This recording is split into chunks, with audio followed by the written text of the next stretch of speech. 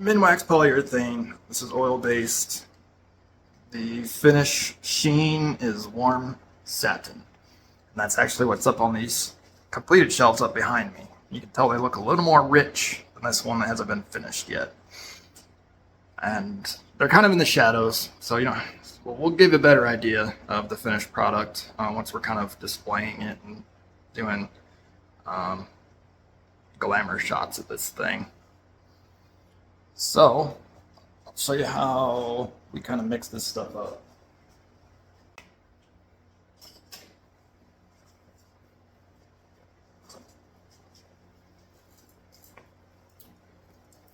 These work really well, these glass mason jars, and I've tried several concentrations. I thin it down with the not mineral spirits.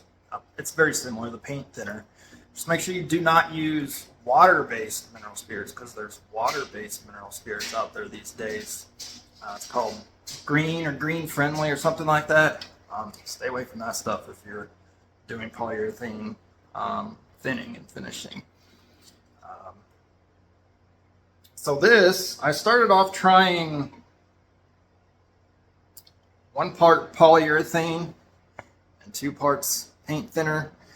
It soaks in very well, and I did like that. So you do want to soak it in. It helps stabilize the wood and helps stabilize your char that you put into that. This is 100% polyurethane, and I did try this as well. You might want to do this as well. I watched several polyurethane finishing videos and techniques. There's actually several ways to do this. You can do it with a brush. You can do it with a foam brush or a not a synthetic bristle brush. You want to use like a natural bristle brush, more designed for polyurethane, oil-based polyurethane. And I've done wipe on with a t-shirt, and it's actually a lot more forgiving. The bubbles will pop and they'll float out. The wood, your first couple coats, the wood will take that in, and you won't be left with your typical bubbles this stuff's about thick as honey.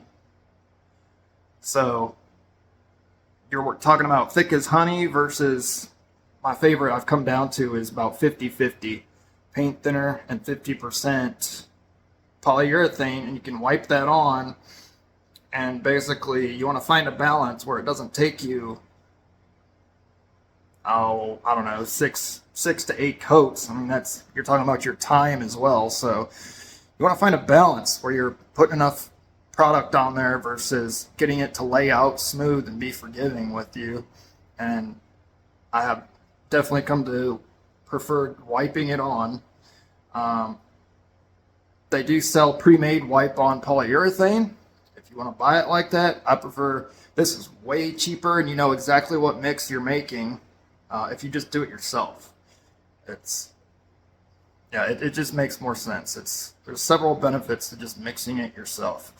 So I do 50-50. I just stick with that. Some people start with 1 to 2, and they move their way up all the way to 75%. You could definitely do that. I tried it as well. I found I like to just keep it simple and run with 50-50. It's so much easier. And you only got to keep 1 jar of this. I'll probably deplete these jars out. I just used them for experiment purposes, just to see how I liked it. But this is what we're going with: 50-50 and a cotton poly blend t-shirt to wipe that on. It works very well. This has been sitting in here a few weeks, and the rag has not been fully submerged, so I'm going to check it to see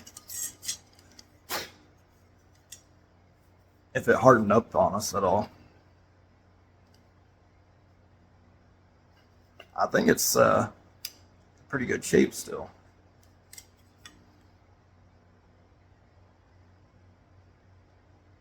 That lid's on there pretty good. I'm going to set it down on the bench to peel it off so I don't splash polyurethane all over my shirt.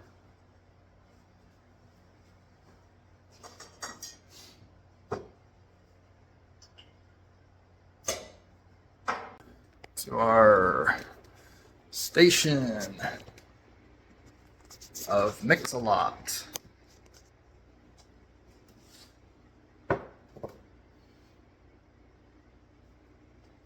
Just a random note thrown in, I did try brush on polyurethane, and again I found that I like wipe on a lot better. And this is just that brush in paint thinner, and this thing's been in there like this for like, I don't know, maybe a month or two, and it hasn't evaporated out or anything. And what I did was I just made a hole in the lid, stuck the handle through, and made a hole, and I put tape. I made an X cut in the tape with a razor blade, and I just slid that over the handle, and it stays sealed really well. So as far as I can tell, that brush is still usable. So I just haven't decided to use it again on anything yet. And if you're doing a mix station, I suggest a paper bowl, because disposable stuff is really nice when you're doing stuff like this. I'm going to use this paint mixing stick to see the condition of our rag in here. It's a little crusty.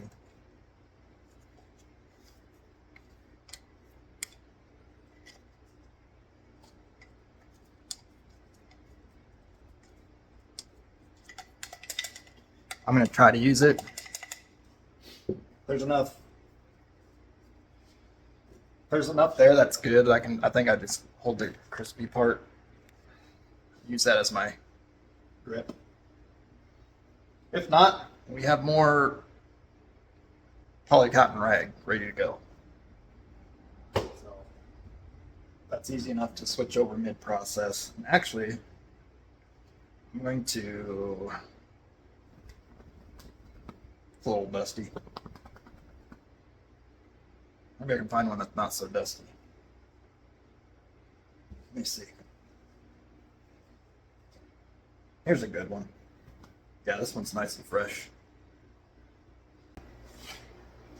Alright, poly cotton t-shirt. It's my favorite for doing this stuff. It's really stretchy material, but it's very low lint. So I'm going to cut a piece out so it's ready to go if I need it mid-process.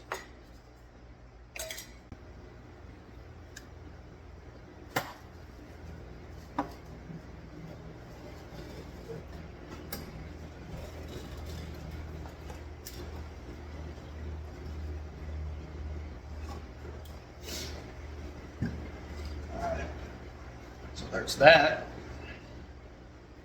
And I'll probably go one size smaller. This is what we got so far. So I'll go with one size smaller than that for our wipe on polyurethane.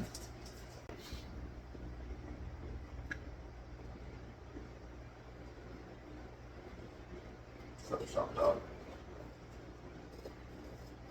If you just hold your knife against the bench and pull the shirt through it, you won't hack up your bench as much. Not like this.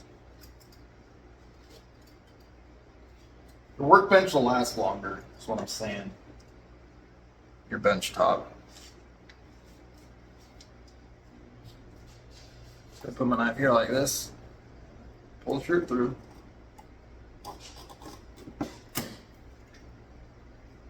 Like that.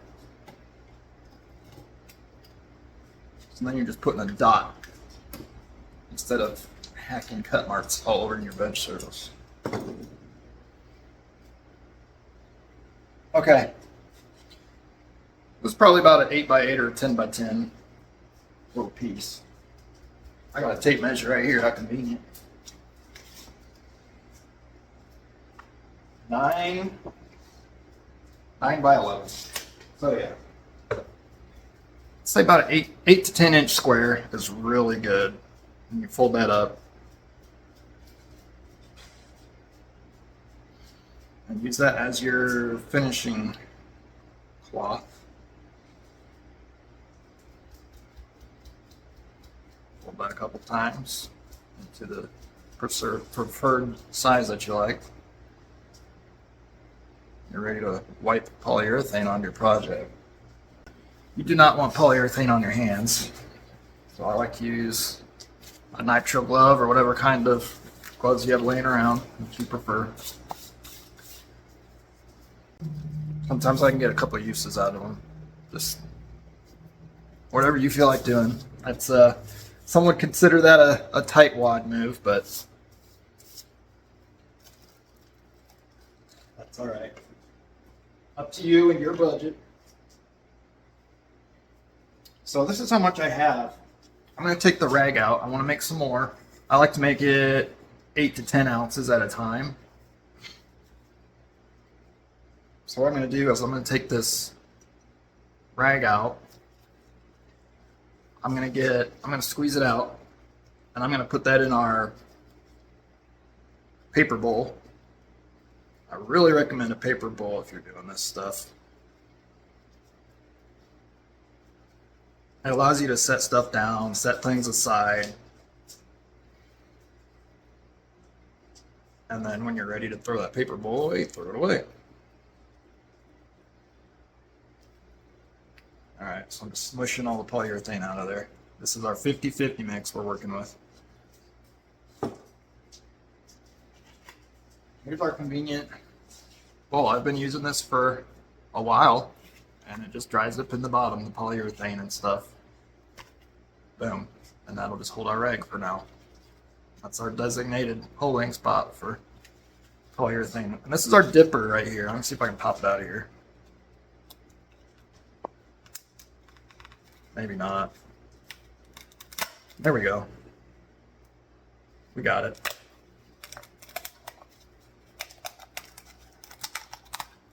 Okay. I think I broke it. I did. So I'll make a new one. This is the bottom portion of a water bottle. I use this to dip polyurethane out of the bucket. So we'll whip up a new one of those.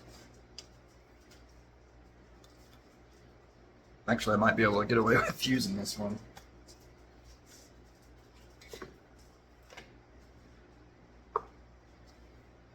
Okay, so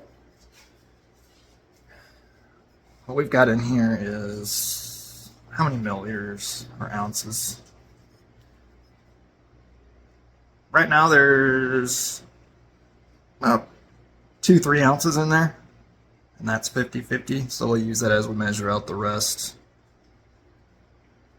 We'll use that as we measure out the rest, and we'll fill this up to about 8 ounces. And the first layer onto the raw wood is going to soak up the most, so you probably want to make sure you have a fresh batch of this stuff so you don't run out on your first layer.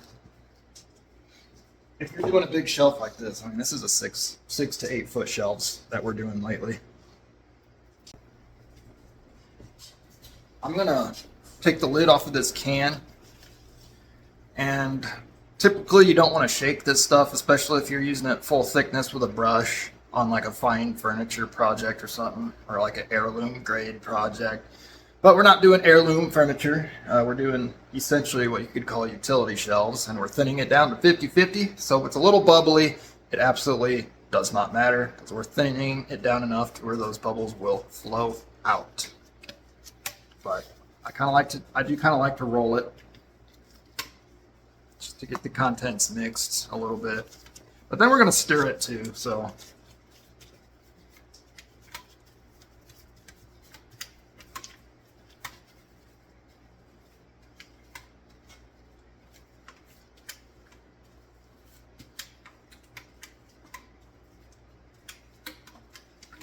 All right, lid's coming off.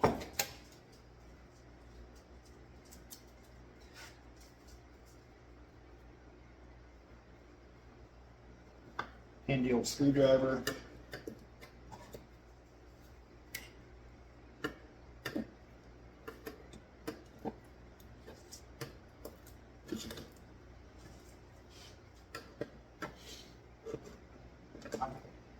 I've had those proper paint can openers in my possession before.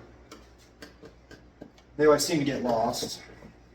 The screwdriver's now sticky because I got a little bit of polyurethane on my glove. So, I mean, stuff's like anti-seize. If you're a mechanic, use anti-seize. It's like ink. As soon as you get a little bit on you, it starts getting everywhere.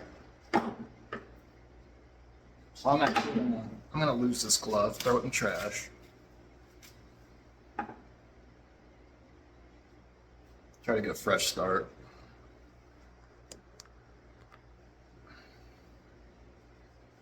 All right.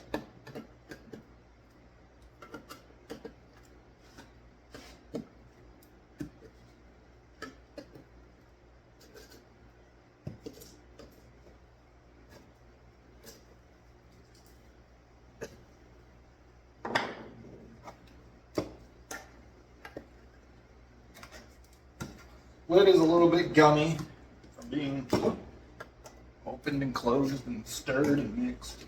You know how it is. There we go.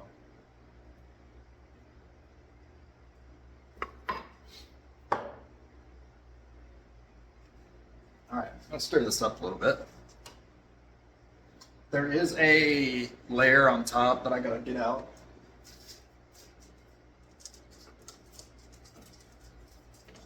That dried. What you can do to prevent this is lay some saran wrap in there before you put the lid on. And I'm probably going to do that this next time. Yeah, we got this whole shell coming out of here. I'm going to put that in our paper bowl. Just like that. See how useful that paper bowl is? I really want that. Now I'm going to stir it up a little bit.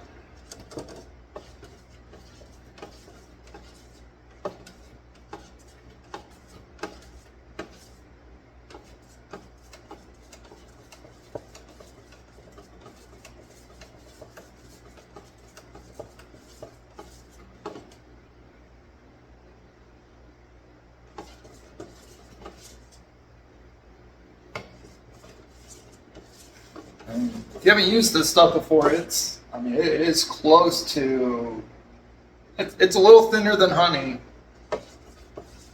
but I mean, it's up there on its thickness.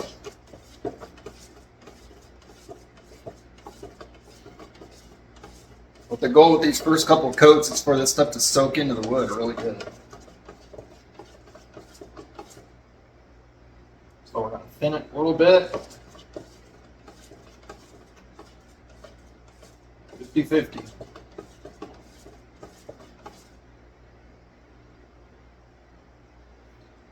We want it to soak in and just lay down. And not have a lot of drips and runs and things like that. So if we thin it down, wipe it on, it's going to be a lot more forgiving for us. Put it that way. It's a lot more utilitarian use and application of polyurethane.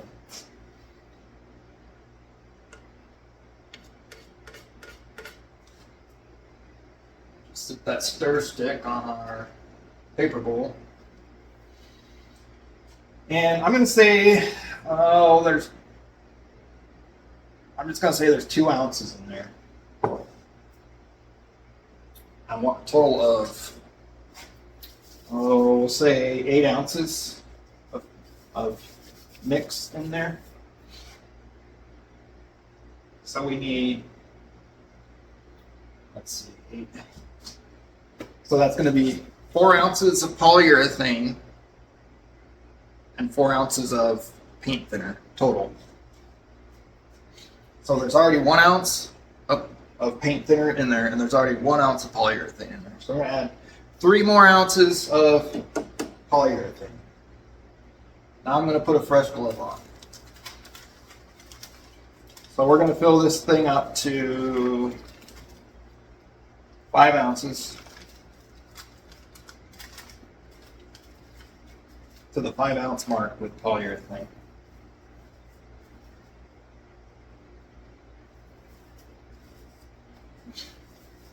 We're going to use our cut water bottle dipper. This guy right here. All right.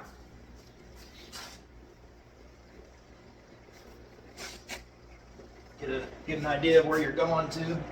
There's our 6-ounce mark. I'm going to go just under that with our dipper.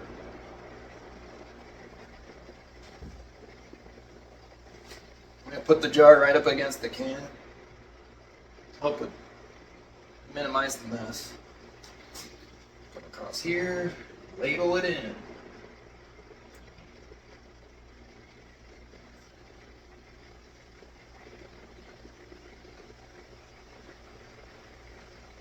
Alright, that puts us at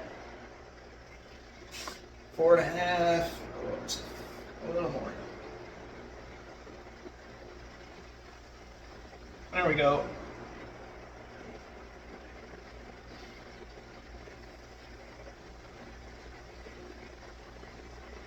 Alright, I'll drain the rest of that excess into the can that's left in the dipper.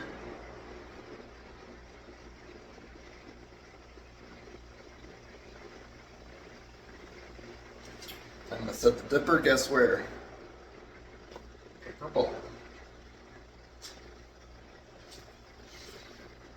Close this can up.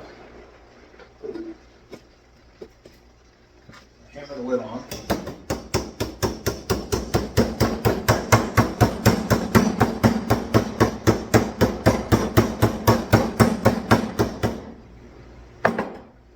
Set it aside.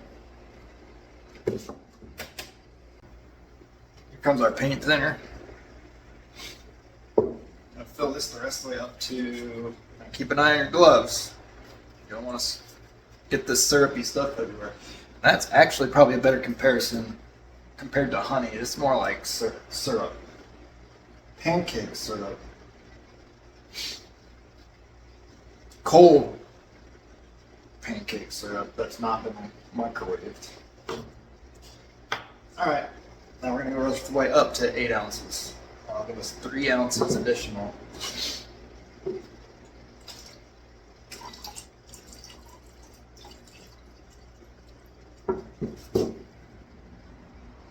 Alright, exactly what we want.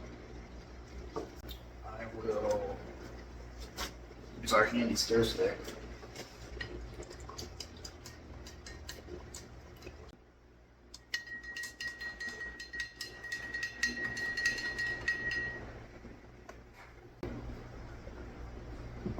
And here's our white bond t-shirt cloth. And that is still good enough to use. For sure.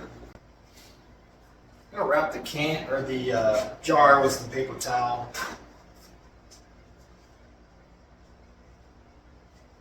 So if there's any runs, paper towel will catch the runs going out the side of the jar instead of going all over my hands.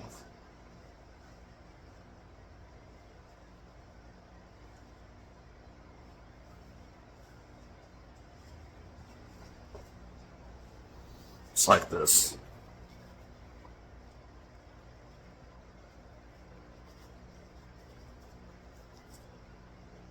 That's how we're going to work it. All right. There's our dipper, or our wiping rag. Kind of bleed all the excess off, and we'll start taking it to the shelf. I'll start on the back side and come back around so the camera can see better. It's just the order I do. You want to come up with a process so you're not feeling too chaotic. I just start back here and work my way to the front. This will start to turn a pretty color as you saturate the wood with the finish, but it will turn a little bit ugly again when it dries until you get the adequate number of coats on. Some of that's up to you, how many coats, and so you get the finish that you desire. Stick with kind of the top to bottom.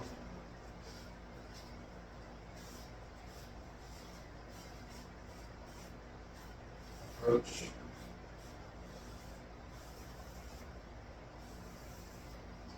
Again, the first coat will look pretty as you're applying it, but it will dry and look ugly.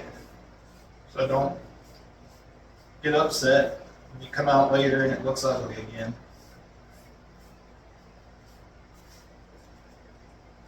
You gotta keep putting those coats on.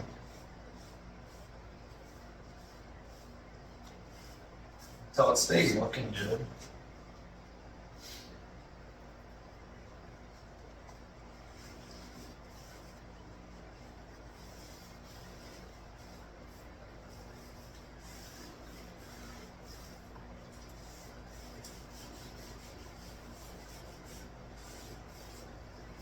Try not to let your rag go too dry where you're scrubbing it in real hard. That's when you start to end up tearing up your rag and making lint. Just want it to be a smooth, comfortable process.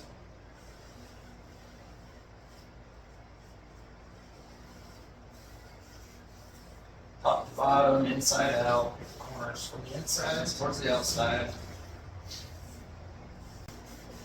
Top to bottom is good because you'll make recovery on any drips and drops that you make when you're working the top higher portions.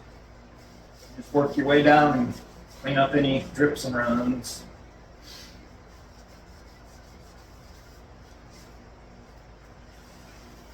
Working those corners inside towards the outside.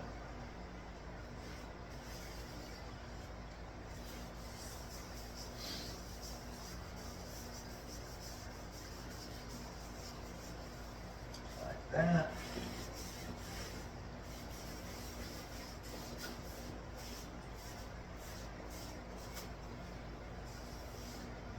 Smoothing pass.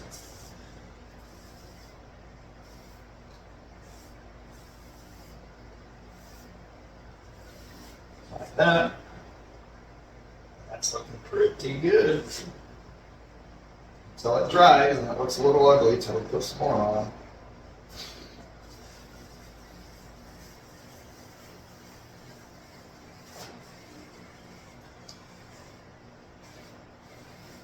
This project is sitting on about 3/4 inch spacers of scrap wood to allow us to get to everything. See that? This is going to soak up a lot now. Just be ready for that.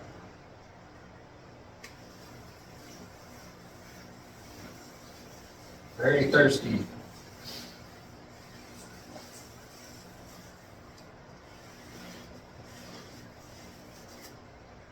Yeah, often I'm re-dipping.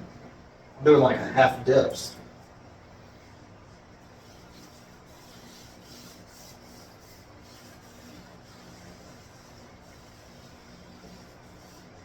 And be careful on this top edge not to create a drip that runs down the other side.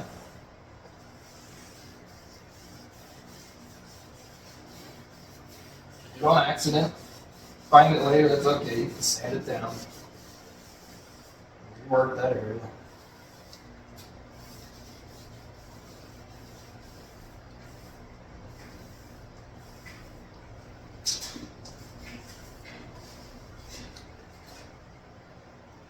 Get that down here. Get this corner. Sometimes you'll feel the wood catching on the rag, depending on which direction you're wiping. If it starts to do that, go the other direction.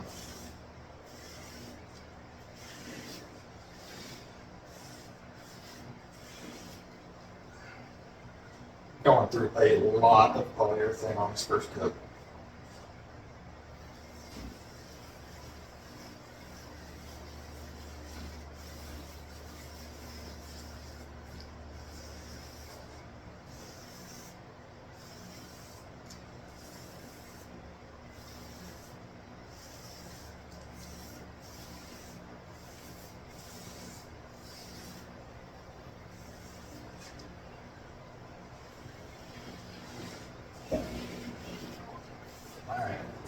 back up to the top. When the rag is first dipped and it's a little extra runny, do not do this top edge right away. Get some of this down here. Then kind of get your top edge, so you're less likely to make a drip run off the back side that you're not working on at the moment. Just be careful.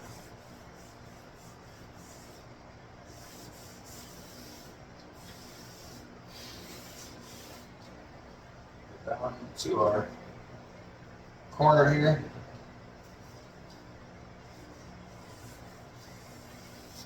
Fresh dips are pretty good for corners. It'll help flow your polyurethane into that corner. Just make sure you do a really good job drawing it back out so you don't leave a puddle in the corner. So it'll stay sticky for a long time. Everything else will be dry and you'll have a sticky puddle left in your corner. And that just slows down everything else.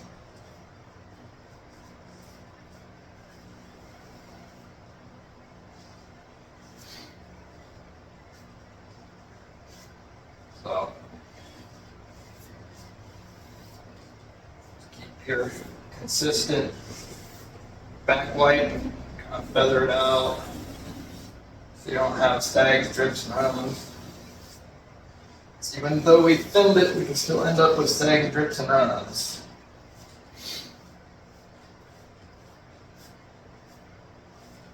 We're working our way top to bottom still.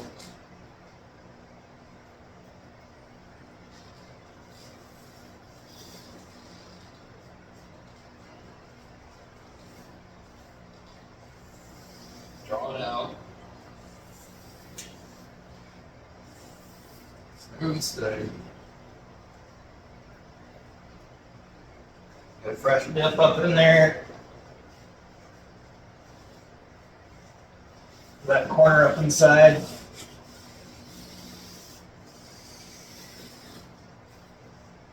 Draw it out.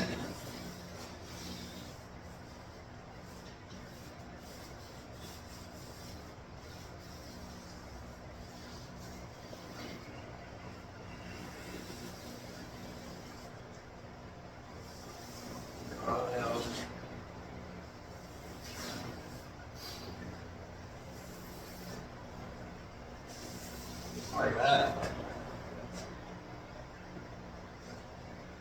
Bring it down this way.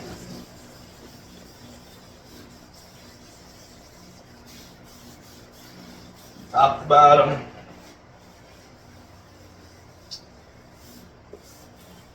Drawing it out.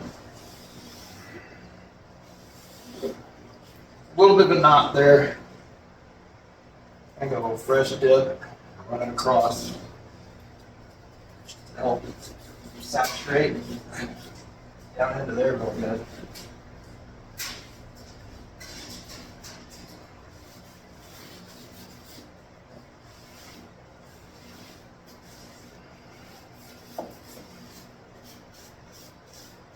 Top to bottom, draw it out again.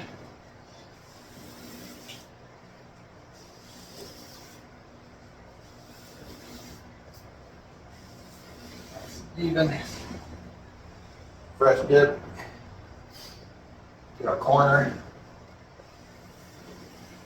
Give it a chance to saturate in there real good. All right. So we're going to work from here that way now. Try to work in some kind of a pattern so you can keep track of where you're at.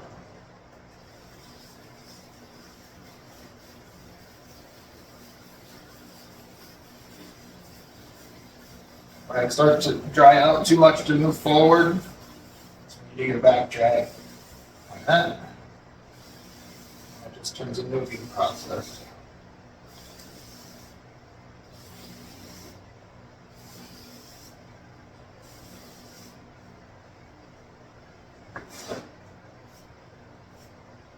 Let's touch up the spot a little bit. Notice The wipe on allows you to do that. If you're doing full thickness, syrupy, brush on polyurethane, you would not want to go back and retouch like that.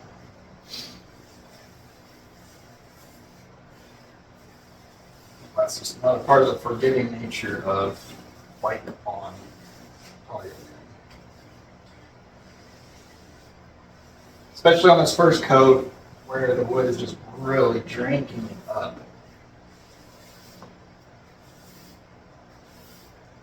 Each successive coat, the wood will be sealed more and more, and it will be less and less thirsty. I've made it this far, so I'm gonna get this front leading edge.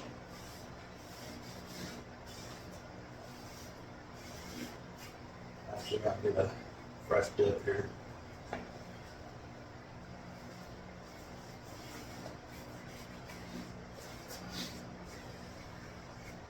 Okay, I'll do a smooth back drag on this whole edge.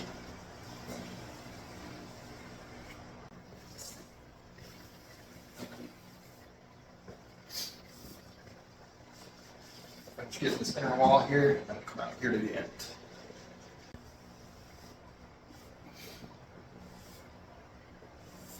Back drag any drips that we created, doing that vertical.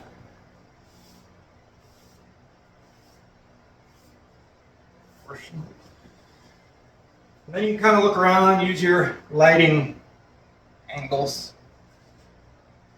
Use the glare and refraction in your shop to your advantage. Set up lights if you need to in various places. Just kind of look down the line, see what you got.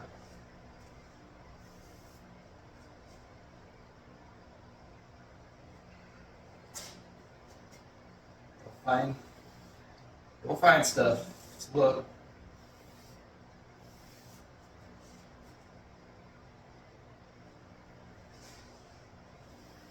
Sometimes you'll find a drip, sometimes you'll find a dry spot. Additional coats will help you recover from any of those that you miss. Okay, here's our last portion.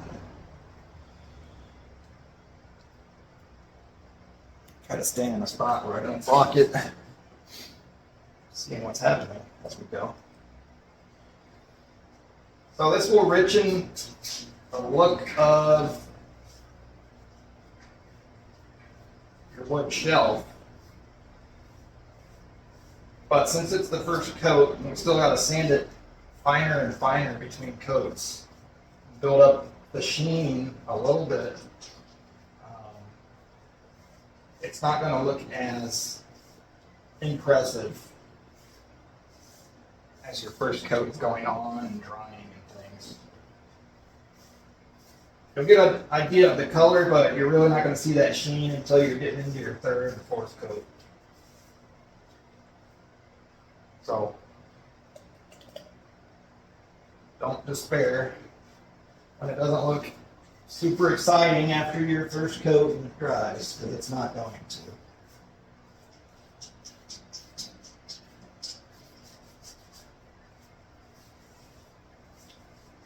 Corners, cut in on those corners. Kind of get the saturation on all through there.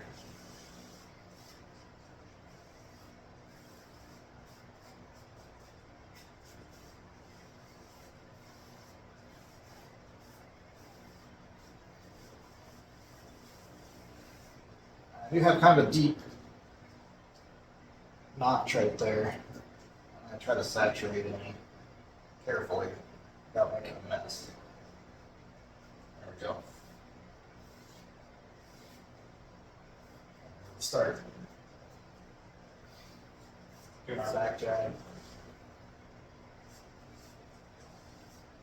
This is our final back drag on this portion. Go with the direction of the grain. So any streaking that does happen, it'll be blended in with the direction of the grain. You want to maintain that theme as you're working on these things. kind of do things in the direction of the grain. When you're sanding, when you're applying finish.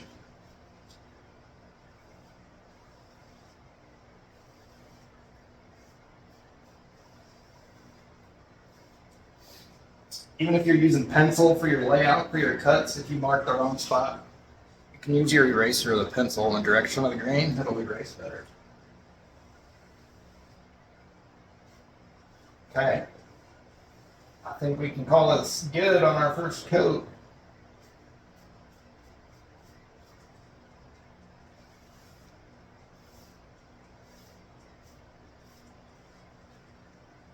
All right, now look how much we used. That's all that's left in there. It's probably, how much? 2 ounces left in there? Yeah. There's 2 ounces left. We started with 8.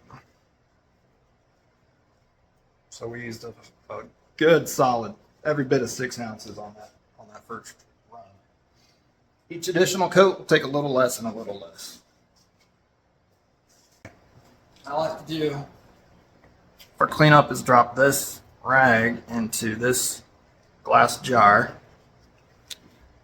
and it'll stay saturated, preserve the rag, and we can mix up some more when we need it.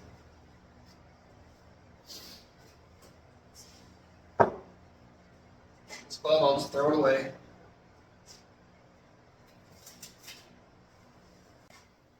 Polyurethane,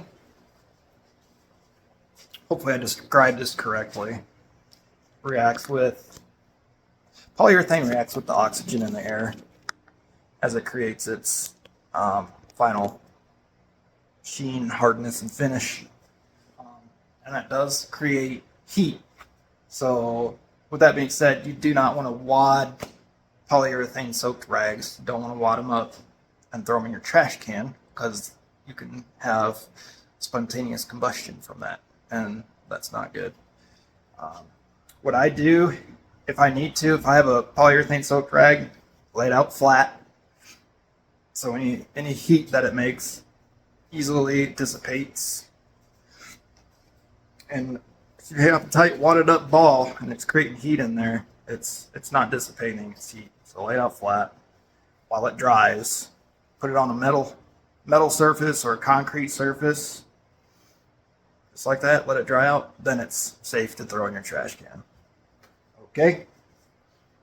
Or get a metal trash can that's made for rags as such. I do have a metal trash can here, and it has a lid. So when I'm doing this stuff, I do like to put the lid on it at the end of the day, just to make sure. Not worry about it so much. And we're done. First coat done. Throw a lid on trash can. I'm gonna turn off the fan. Our air scrubber.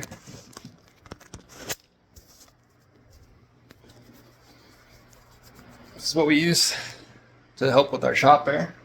It's a 20 by 20 air filter on there. And that catches a lot of dust.